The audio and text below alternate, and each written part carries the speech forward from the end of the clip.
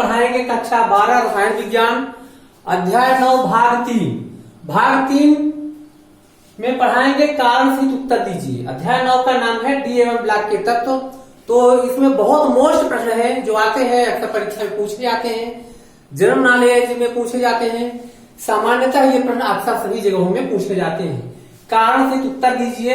तो 4 प्रश्न ये है, 8 प्रश्न हम इसमें आपको बताने वाले हैं। तो सबसे पहले आप देखेंगे संक्रमण धातुओं के गलनांक एवं क्वथनांक उच्च होते हैं क्यों। दूसरा है संक्रमण धातुएं दुर्बल अपचायक होती हैं क्यों। तीसरा प्रश्न है संक्रमण धातुएं परिवर्तित संयुक्ता प्रदर्शित करती हैं क्यों। और चौथा प्रश्न है संक्रमण धातुएं संकुल यौगिक बनाती हैं क्यों। संक्रमण धातुओं में उत्प्रेरकीय गुण पाए जाते हैं क्यों। संक्रमण धातुओं के यौगिक प्रायः रंगीन होते हैं क्यों। संक्रमण धातुओं या संक्रमण धातुओं के यौगिक चुंबकीय प्रकृति के होते हैं क्यों। तो ये सभी प्रश्नों के उत्तर हम इस भाग में आपको बताने वाले हैं और सबसे मोस्ट प्रश्न है, इसको अंत तक देखेंगे तो आपके समझ में जरूर आएगा। तो सबसे पहले चलते हैं संक्रमण धातुओं के गलनांक एवं क्वथनांक उच्च होती हैं क्यों। तो सामान्यतः तो अभी आप जानते थे कि परमाणु का आकार बढ़ता है तो गलनांक क्वथनांक बढ़ेंगे, लेकिन अब ऐसा नहीं पढ़ना है। परमाणु आकार बढ़ने से यहाँ तात्पर्य नहीं है। ध्यान से देखेंगे संक्रमण धातुओं के गलनांक एवं क्वथनांक उच्च होने का प्रमुख कारण जो है वह है, यहाँ उत्तर लिखे, आयनित डी इलेक्ट्रॉन, यानी डी कक्षक में आयनित इलेक्ट्रॉनों की संख्या पर निर्भर करता है। यदि आयनित इलेक्ट्रॉनों की संख्या अधिक होगी तो उसका क्वथनांक सबसे अधिक होगा। और दूसरा कारण है प्रबल धात्विक बंध, यानी धातुओं के बीच जो बंध होता है वह प्रबल धात्विक बंध होना चाहिए। तो सबसे कारण है संक्रमण धातुओं के गलनांक एवं क्वथनांक उच्च होने का प्रमुख कारण है आयनित डी इलेक्ट्रॉन एवं प्रबल धात्विक बंध। तो हम आपको बता दें संक्रमण धातुओं को 4 श्रेणी में बांटा गया है, 3D, 4D, 5D और 6D श्रेणी। तो जो 3D श्रेणी है यानी अंतिम इलेक्ट्रॉन जो 3D में जाता हो तो 3D श्रेणी के कहलाते हैं। तो 3D में जो आयनित इलेक्ट्रॉनों की संख्या होती है Sc21 से Cr24 तक आयनित इलेक्ट्रॉनों की संख्या क्रमशः बढ़ती है, इसलिए इनके गलनांक क्वथनांक भी क्रमशः बढ़ते हैं। और आगे जाने पर गलनांक और क्वथनांक क्रमशः घटते हैं क्योंकि आयनित इलेक्ट्रॉनों की संख्या घटती है। हम यहाँ आपको थोड़ा आवर्त सारणी दिखाएंगे, आवर्त सारणी बताते हैं कैसे बाइक बनाए, कैसे इसमें आपको पढ़ना है। तो ध्यान से देखेंगे ये आवर्त सारणी है।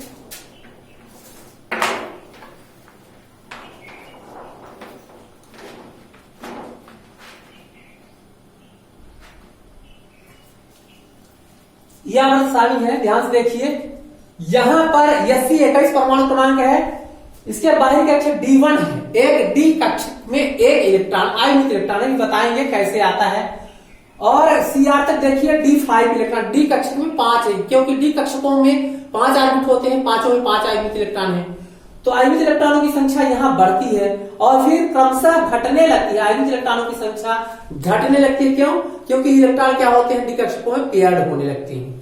तो आयनित इलेक्ट्रॉनों की संख्या घट जाती है, इसलिए गलनांक क्वथनांक क्रमशः घटने लगते हैं। तो पूरे जो आवर्त सारणी है 118 तत्व हैं, इनमें सबसे अधिक जो गलनांक क्वथनांक होता है वह इसी श्रेणी का होना चाहिए। किसका?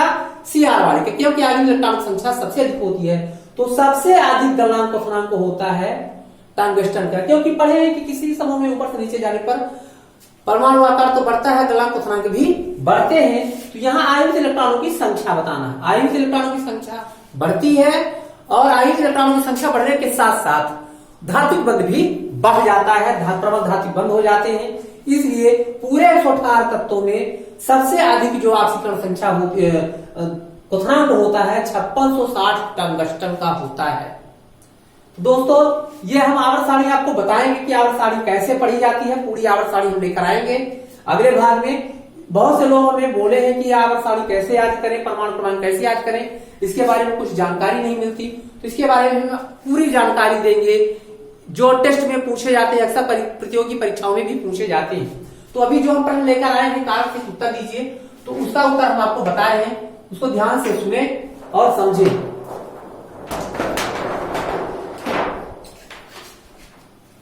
तो समझ में आ गया पहला उत्तर। दूसरा है संक्रमण धातुएं दुर्बल अपचायक होती हैं क्यों। तो संक्रमण धातुएं जो होती हैं वो दुर्बल अपचायक होती है, यानी उनका अपचयन नहीं होता सरलता से। क्यों नहीं होता? क्योंकि धातु की सतह पर ऑक्साइड का रक्षात्मक आवरण बन जाता है। धातु की जो होती संकर्ण धातुएं जो होती हैं उनकी सतह पर रक्षात्मक ऑक्साइड का आवरण बन जाता है, जिससे वो दुर्बल अपचायक होती है। इसके अलावा और कारण है। और कारण क्या है? इनकी ऊर्ध्वपातन ऊष्मा जो होती है, ऊर्ध्वपातन ऊष्मा जो होती है उच्च होती है। आयनन ऊर्जा जो होती है उच्च होती है, अधिक होती है। तीसरा कारण जल योजन ऊर्जा कम होती है। इनके कारण संकर्ण धातुओं दुर्बल अपचायक होती हैं। तो हम आपको 4 कारण बता दिए हैं। ये मोस्ट प्रश्न है, अक्सर परीक्षाओं में पूछे जाएंगे। फिर तीसरा है संक्रमण धातुएं परिवर्तित संयोजकता प्रदर्शित करती हैं क्यों? परिवर्तित संयोजकता का मतलब होता है, ध्यान से सुने, एक से अधिक संयोजकता। तो जो प्रथम समूह संक्रमण धातु के जो श्रेणी के 3D श्रेणी, 4D श्रेणी, 5D श्रेणी और 6D श्रेणी है, इनके प्रथम तत्व और अंतिम तत्व जो होते हैं उनकी ऑक्सीकरण संख्या परिवर्तित नहीं होती है, क्योंकि उनकी ऑक्सीकरण संख्या निश्चित धन 2 होती है। कम से कम न्यूनतम ऑक्सीकरण संख्या है कुछ अम्लवार के रूप में AU, HG, AG, सिल्वर, इनकी ऑक्सीकरण संख्या धन 1 होती है। बाकी सबकी परिवर्तित संयोजकताएं होती हैं, प्रथम तत्व और अंतिम तत्व छोड़कर। परिवर्तित संयोजकता क्यों होती है ये आपको हम बताते हैं।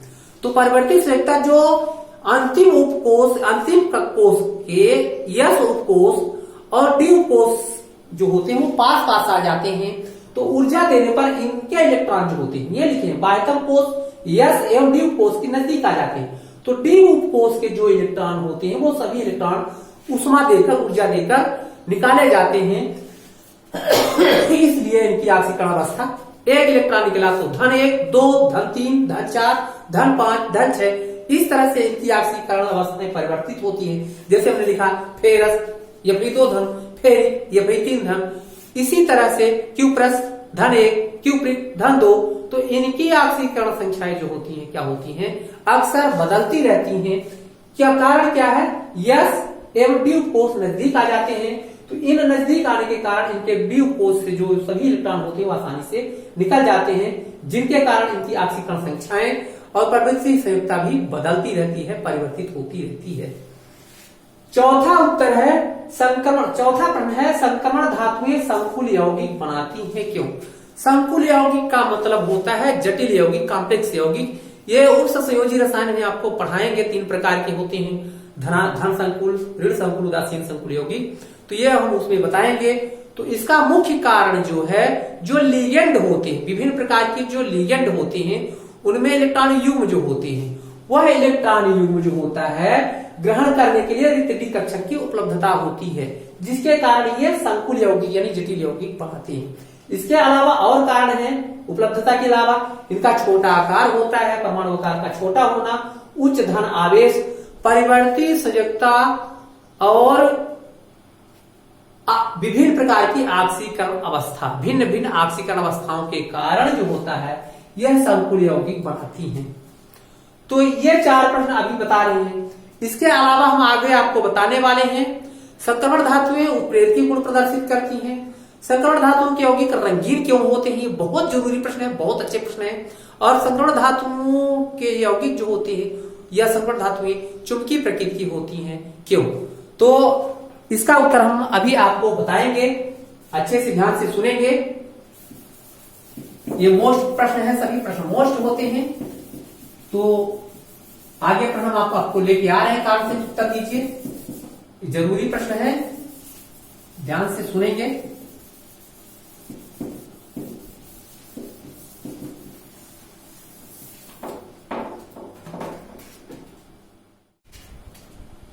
पांचवा प्रश्न है संक्रमण धातुएं उत्प्रेरकीय गुण प्रदर्शित करती हैं क्यों? सातवां प्रश्न है संक्रमण धातुएं चुंबकीय गुण प्रदर्शित करती हैं क्यों? और सातवां प्रश्न है संक्रमण धातुओं के यौगिक रंगीन होते हैं क्यों? तो 7 प्रश्न हम लेकर आए हैं, 4 प्रश्न बता चुके हैं। तीसरा प्रश्न, 5वां प्रश्न है संक्रमण धातुएं उत्प्रेरकीय गुण प्रदर्शित करती हैं, यानी संक्रमण धातुएं जितने भी हैं डी ब्लॉक के तत्व वो सभी संक्रमण धातुएं हैं। तो संक्रमण धातुओं में देखिए पहला कारण जो है परिवर्तित संयोजकता, अभी बता चुके हैं परिवर्तित संयोजकता क्या है, इसलिए हम ये प्रश्न भी लेकर आए हैं। तो परिवर्तित संयोजकता एवं विभिन्न ऑक्सीकरण अवस्था के कारण उत्प्रेरकीय गुण प्रदर्शित करती है। कैसे? परिवर्तित संयोजकता एवं विभिन्न ऑक्सीकरण अवस्था होती है, जिसके कारण ये अस्थायी माध्यमिक यौगिक बनाती है। फर्स्ट कारण हुआ। दूसरा कारण है जो अभिक्रियाएं होती हैं उनके लिए जो संक्रमण धातुएं होती हैं सतह उपलब्ध कराती हैं, यानी पृष्ठ सतह उपलब्ध कराती हैं। तीसरा इसका कारण है संकुल यौगिक बनाने की इनमें प्रवृत्ति होती है। अभी बता चुके हैं संकुल यौगिक क्यों बनाते हैं, कैसे क्यों बनाते हैं द्विबलाक के तत्व। तो संकुल यौगिक बनाने की प्रवृत्ति के कारण इनमें उत्प्रेरकी गुण होता है, यानी ये उत्प्रेरक के समान कार्य करती है। जैसे Ni निकिल है, निकिल उत्प्रेरक का कार्य करता है। V2O5 वेनेडियम उत्प्रेरक का कार्य करता है। जैसे उसमें अभी सल्फर निर्माण में पढ़े हैं, सल्फ्यूरिक अम्ल के निर्माण में वेनेडियम पेंटाक्साइड, Fe सम्मोहक अमोनिया की हैबर विधि में Fe का पढ़े हैं यहाँ, और FeCl3 पढ़े हैं, कार्बन टेट्राक्लोराइड के निर्माण उत्प्रेरक का कार्य। तो ये सभी धातुएं जो हैं, धातु और इनके यौगिक जो होते हैं उत्प्रेरकीय गुण प्रदर्शित करते हैं। तो 3 कारण मुख्य रूप से याद रखना। पहला कारण है कि ऑक्सीकरण अवस्था भिन्न भिन्न होती, प्रवृत्ति संयोजकता बदलती है, इसलिए अस्थायी माध्यमिक यौगिक बनाने की प्रवृत्ति होती है। दूसरा अभिक्रियाओं के लिए सतह उपलब्ध कराती है, और तीसरा है संकुल यौगिक बनाने की प्रवृत्ति, जिसके कारण ये संक्रमण धातुएं उत्प्रेरकीय गुण प्रदर्शित करती हैं। फिर अगला प्रश्न आता है संक्रमण धातुएं चुंबकीय गुण प्रदर्शित करती हैं क्यों। तो जैसा कि आप जानते हैं संक्रमण धातुएं जो होती हैं उनमें डी कक्षकों में आयुध इलेक्ट्रॉन की संख्या अधिक होती है, और आयुध इलेक्ट्रॉन के कारण ये चुंबकीय गुण प्रदर्शित करती हैं। क्योंकि इलेक्ट्रॉन ऋणावेश कण होता है, इलेक्ट्रॉन स्वयं एक चुंबकीय है। क्यों चुंबक है, ध्यान से देखिए, आयुध इलेक्ट्रॉन की संख्या में वृद्धि होती है, जिसके कारण इलेक्ट्रॉन एक आवेशित कण है, कक्षीय एवं चक्रण गति के कारण चुंबकीय क्षेत्र निर्मित करते हैं, और जब चुंबकीय क्षेत्र निर्मित होते हैं तो उनमें चुंबकीय गुण होता है। यानी आयुध इलेक्ट्रॉनों की संख्या बढ़ने से चुंबकीय गुण बढ़ता है, और आयुध इलेक्ट्रॉन की संख्या पेड़ हो जाएगी, प्रतिकर्षण होगा इलेक्ट्रॉनों में, तो चुंबकीय गुण निरस्त हो जाता है। और चुंबकीय गुण निकाले कैसे, अक्सर परीक्षाओं में पूछा जाता है। तो चुंबकीय आघूर्ण की इकाई जो होती है वह बोर मैग्नेट्रॉन Bm होती है, जिसे dy से भी दर्शाते हैं चुंबकीय आघूर्ण। तो चुंबकीय आघूर्ण की इकाई जो होती है बोर मैग्नेट्रॉन होती है या dy होती है। अब देखते हैं, एक बोर मैग्नेट्रॉन बराबर होता है N/4πmc।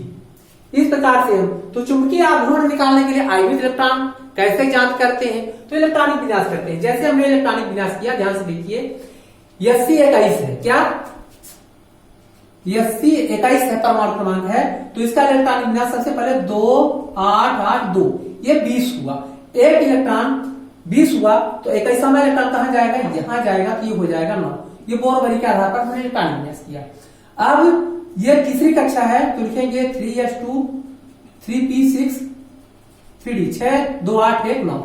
डी में 5 कक्षक होते हैं, 1 2 3 4 5। एक आयुध इलेक्ट्रॉन है, तो आयुध इलेक्ट्रॉनों की संख्या 1 है, इसमें Cr कैडमियम में, और ये इसके पहले 4s है, तो 4s में 2 इलेक्ट्रॉन है। तो आयुध इलेक्ट्रॉनों की संख्या पर निर्भर करता है, यानी आयुध इलेक्ट्रॉनों की संख्या कितनी है कैसे निकालें। तो इस प्रकार से हम डी कक्षक में जितने अकेले इलेक्ट्रॉन होंगे, सिंगल इलेक्ट्रॉन, वह कहलाता है अयुग्मित इलेक्ट्रॉन। तो अयुग्मित इलेक्ट्रॉन की संख्या आप निकाल लेंगे, तो आप चुंबकीय आघूर्ण निकाल लेंगे। ये अक्सर नीट परीक्षाओं में, सभी परीक्षाओं में पूछे जाते हैं। तो सबसे पहले चलते हैं, मान लो आप देखिए अयुग्मित इलेक्ट्रॉनों की संख्या बताए हैं, अभी पीरियोडिक टेबल दिखाए थे। Sc21 से Sc24 तक, Sc21 से Cr क्रोमियम 24 तक परमाणु आयुध इलेक्ट्रॉन संख्या बढ़ती है, क्योंकि डी में 5 कक्षक होते हैं, तो Cr में जाकर के 5 आयुध इलेक्ट्रॉन हो जाते हैं। तो 5 आयुध इलेक्ट्रॉन होते हैं, तो आप बता सकते हैं इलेक्ट्रॉनिक विन्यास करके इसी प्रकार से कि आयुध इलेक्ट्रॉन इसमें इतने होता है। तो मान लीजिए आयुध इलेक्ट्रॉनों की संख्या 2 है, यदि हम निकाल दिए हैं, यदि किसी में आयुध इलेक्ट्रॉनों की संख्या 2 है, तो कैसे निकालते हैं।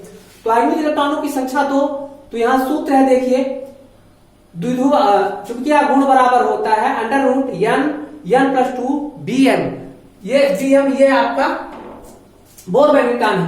अब निकालेंगे, यदि n बराबर 2 है तो अंडर रूट में इसका मान लेंगे, n की जगह पर हमने 2 रख दिया, 2 2 बराबर 2 दूनी 4 दूनी 8 आ गया। अब 8 आ गया, तो इसका उत्तर कितना आएगा, यानी n बराबर है तो बोर मैग्नेट्रॉन कितना होगा, चुंबकीय आघूर्ण उसका कितना आएगा। तो ध्यान से देखिए, इसका हमने लघुत्तम लिया, √2 कर दिया। अब √2 का मान कितना होता है वो आपको याद रखना है, क्योंकि √2 का मान होता है 1.414, तो 2 गुणे 414 में हमने किया गुणा, उत्तर आ गया 2.82। इस प्रकार से अगर आ जाता है, यदि n बराबर 5, तो चुंबकीय आघूर्ण की संख्या कितनी होगी, चुंबकीय आघूर्ण कैसे ज्ञात करेंगे। तो आपको हम यहाँ चुंबकीय आघूर्ण भी बता दिए हैं कि चुंबकीय आघूर्ण आप कैसे निकाल सकते हैं, लेकिन उसके लिए आपको जो मान होते हैं कम से कम 1 से 12 तक अंडर रूट के मान याद रखने हैं, वो आपको सारणी में मिल जाएंगे। अब चलते हैं, अगला प्रश्न है हमारा, संक्रमण धातुओं के यौगिक रंगीन होते हैं क्यों। अभी आप देखे हैं अक्सर जो S ब्लॉक के हैं, P ब्लॉक के यौगिक है, धातुएं हैं, वो सफेद होते हैं या रंगहीन होते हैं, वो कलरवाई नहीं होती। अब यहां देखिए संकरण धातुओं के यौगिक रंगीन क्यों होते हैं, क्योंकि संकरण धातुओं के जो डी कक्षक होते हैं आंशिक रूप से होंगे या पूर्ण या -1 डी कक्षकों की उपस्थिति होती है, यानी डी कक्षक की उपस्थिति होती है, जिसके कारण डी कक्षक में ऊर्जा जो होता है, डी 5 डी कक्षक होते हैं, इनमें ऊर्जा स्तर समान सभी पांचों कक्षकों में ऊर्जा नहीं होता है। तो जब श्वेत प्रकाश सूर्य के प्रकाश में पड़ते हैं तो जो श्वेत प्रकाश होते हैं, श्वेत प्रकाश पुंज जब पड़ती है तो ऊर्जा स्तर ये D5 डी कक्षक होते हैं, टूट जाते हैं। उच्च ऊर्जा स्तर Eg कहलाता है और निम्न ऊर्जा स्तर T2G कहलाता है। तो दो कक्षक जो होंगे, दो कक्षक उच्च ऊर्जा स्तर और शेष 3 कक्षक निम्न ऊर्जा स्तर कहलाते हैं, जैसे dx, dy, dz, फिर x, y, z। कम से ये 5 हैं, फिर dx square minus y square और z स्क्वायर, ये पांचों डी कक्षकों के नाम हैं, इनको आपको याद रखना है कि कैसे बनते हैं, समझना है। तो ये दो भागों में टूट जाते हैं। अब जो निम्न ऊर्जा स्तर में जो भी इलेक्ट्रॉन है, तो जैसे इसमें श्वेत प्रकाश पड़ते हैं तो यह क्या करता है, ऊर्जा को ग्रहण करता है और उच्च ऊर्जा स्तर में प्रमोट हो जाता है। जो प्रमोट हो जाता है तो जिस रंग का अवशोषण करता है उसके विपरीत वह रंग को उत्सर्जित भी करता है। तो यहाँ ये देखते हैं, यदि इलेक्ट्रॉन श्वेत प्रकाश से बैगनी रंग को अवशोषित करता है तो वह रंग कैसा दिखेगा, पीला रंग का दिखाई देता है। अगर वह हरा रंग अवशोषित करता है तो लाल रंग दिखाई देता है। अगर नारंगी रंग का अवशोषण करता है तो वह प्रेक्षित रंग नीला दिखाई देता है। और यदि पीला रंग को अवशोषित करता है तो वह बैगनी रंग का दिखाई देगा, यौगिक हो चाहे धातु हो। और अगर लाल रंग को अवशोषित करता है तो हरा दिखेगा, और यदि नीले रंग को अवशोषित करेगा तो नारंगी दिखेगा। ये आपको जोड़ी याद रखनी है। इस प्रकार से यौगिक दिखते हैं। अब ये बात चलती है आयनिक इलेक्ट्रॉनों की संख्या। मान लीजिए जिसमें आयनिक इलेक्ट्रॉनों की संख्या 0 है, उसके यौगिक और वो आयन सभी क्या होंगे, रंगहीन होंगे। ध्यान से देखें, CO1 धर्म में आयनिक इलेक्ट्रॉनों की संख्या 0 है। क्यूप्रस है तो आयनिक इलेक्ट्रॉनों की संख्या 0 है। आयनिक इलेक्ट्रॉन कैसे निकालते हैं अभी हमने आपको बताया। अब CO2 धर्म में आयनिक इलेक्ट्रॉनों की संख्या 1 है, N9 में आयनिक इलेक्ट्रॉनों की संख्या 2, या कहीं 3 धर्म में आयनिक इलेक्ट्रॉनों की संख्या 5 है। अब देखिए Cu में आयनिक इलेक्ट्रॉनों की संख्या नहीं है, यह रंगहीन है, तो कहता है Cu रंगहीन दिखाई देता है, क्यों, तो बताएंगे कि उसमें आयनिक इलेक्ट्रॉनों की संख्या 0 है, क्योंकि इलेक्ट्रॉन का ऊर्जा स्तर में जाएगा ही नहीं, ऊर्जा श्वेत प्रकाश से ग्रहण ही नहीं करेगा। तो इसलिए इलेक्ट्रॉन क्या करते हैं, श्वेत प्रकाश से ऊर्जा को ग्रहण करते हैं और उच्च ऊर्जा स्तर में चले जाते हैं। फिर आयनिक इलेक्ट्रॉनों की संख्या इसमें 1 है, तो यह नीला रंग का दिखता है। क्यों नीला रंग का दिखता है, आपको याद रखना है नीला रंग का क्यों दिखता है, क्योंकि यह नारंगी रंग को श्वेत प्रकाश वर्णों से नारंगी रंग को अवशोषित करता है, इसलिए नीला दिखाई देता है। यह सारणी आपको जरूर याद रखना है। फिर Ni2 हरा रंग दिखता है। हरा रंग क्यों दिखता है, क्योंकि लाल रंग को अवशोषित करता है। हरा रंग क्यों दिखता है, लाल रंग को जो रंग दिखता है उसके वर्णों को दिखता है। यह प्रेक्षित रंग है, माने यह दिख रहा है, तो यदि हरा दिखता है तो लाल रंग को अवशोषित किया होगा। फिर पीला है, या भाई 5 पीला रंग दिखता है। पीला रंग क्यों दिखता है, यहाँ पीला रंग दिखा है तो लिखेंगे बैगनी रंग को अवशोषित करता है, इसलिए पीला रंग का दिखाई देता है। तो आशा है कि आपके समझ में आ गया होगा कि संक्रमण धातुएं रंगीन यौगिक क्यों बनाती हैं। तो संक्रमण धातुएं जो होती हैं उनके डी कक्षकों में आंशिक और पूर्ण जो डी कक्षक होते हैं उनके डी कक्षकों में विपाटन होता है। विपाटन मतलब टूटते हैं। निम्न ऊर्जा स्तर और उच्च ऊर्जा स्तर। उच्च ऊर्जा स्तर को Eg, निम्न ऊर्जा स्तर को T2G कहते हैं। तो जो इलेक्ट्रॉन इन निम्न ऊर्जा स्तर में होते हैं वो श्वेत प्रकाश को ग्रहण करके प्रमोट हो जाते हैं उच्च ऊर्जा स्तर में। तो अवशोषित ऊष्मा जो होती है वह रंगों से अवशोषित करके ऊर्जा को अवशोषित करके चले जाते हैं, और प्रेक्षित रंग यानी जो उस रंग का उत्सर्जन करते हैं वो उस रंग के दिखाई देते हैं। तो ये चार्ट आपको याद रखना है। इस प्रकार से ये यौगिक जो होते हैं इनके यौगिक रंगीन दिखाई देते हैं। आशा कि आपके समझ में आ गया होगा। तो हमारे चैनल को सब्सक्राइब करें, कमेंट करें, लाइक करें। धन्यवाद। अगला हम जो पढ़ाने वाले हैं वो ध्यान से देखेंगे, पीरियाडिक टेबल। अगले भाग हम पढ़ाएंगे वह होगा पीरियाडिक टेबल के बारे में संपूर्ण जानकारी देने वाले हैं। धन्यवाद।